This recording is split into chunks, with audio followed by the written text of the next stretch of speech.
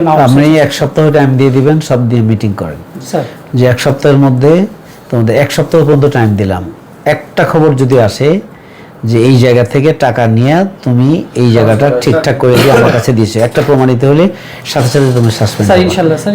আমরা 3 মাস একটা টাইম জনগণকে বলেছি যে আমি নির্বাচিত হলে 3 মাসের মধ্যে স্যার শুনেছি স্যার অফিসে দুর্নীতি ঘুষ এগুলো স্যার বন্ধ করা হবে।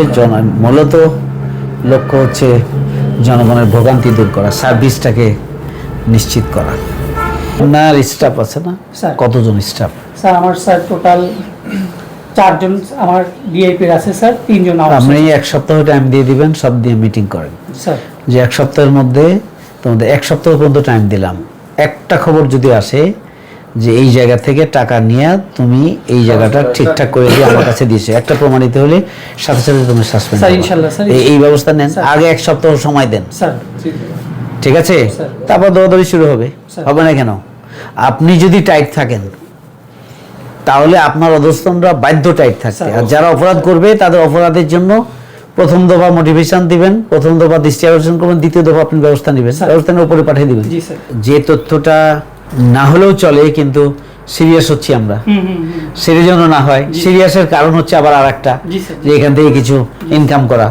এই জায়গাগুলো তো আপনি বুঝতেছেন, আপনি এতদিন এই অঙ্গনে চাকরি করছেন, আপনি না বোঝার কিছু নয়। আমার মনে হয় যে এই জায়গাটা আপনার অধস্তন যারা আছে তাদেরকে মানে একটা সিস্টেমের মধ্যে এনে তাদের দীর্ঘদিনের এই প্র্যাকটিস, কিন্তু এই প্র্যাকটিস মানে নতুন না। আপনি কতটা কমাতে পেরেছেন আমি জানি না, না হলে এটা একটা ভোগান্তির জায়গা। তো এখন হচ্ছে আগামী দিনে এটাকে আপনি সব মানে এটাকে একটু নিয়ন্ত্রণ করে জনগণের সার্ভিসটা নিশ্চিত করার জন্য আপনি পদক্ষেপ নেবেন। আমরা আপনার পাশে আছি ইনশাআল্লাহ।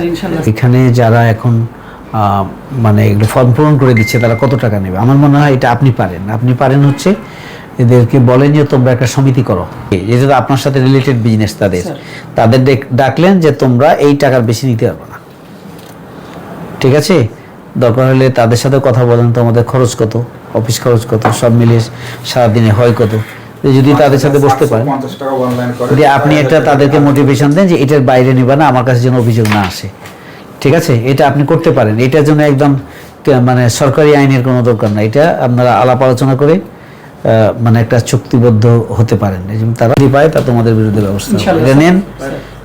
মানে জনগণের সার্ভিস নিশ্চিত করা হচ্ছে প্রধান টার্গেট। এটার জন্য আপনি কিভাবে ভূমিকা রাখবেন এটা আমাদের পরামর্শ, কিন্তু ভূমিকা আপনাকেই নিতে হবে। স্যার আমি আপনাকে 100% মানে ইনশিওর করতেছি যে মানে ভ্যালিড রিজন ছাড়া, ভ্যালিড কাগজপত্র ছাড়া অযথা মনে করেন মানুষকে ঘোরাবে, এটা আমি আপনার কাছে আজকে থেকে না, আমি আপনার কাছে ইনশিওর করতেছি এইরকম অভিযোগ মনে করেন ইনশাআল্লাহ আপনি পাবেন না। স্যার কোনো পরিচয় বহন করে অনিয়ম মানে সুবিধা কেউ নিতে চাইবে না, কেউ চাইলে এটা জানাবেন সাথে, আমাদেরকে অবশ্যই আমরা এটা, ঠিক আছে?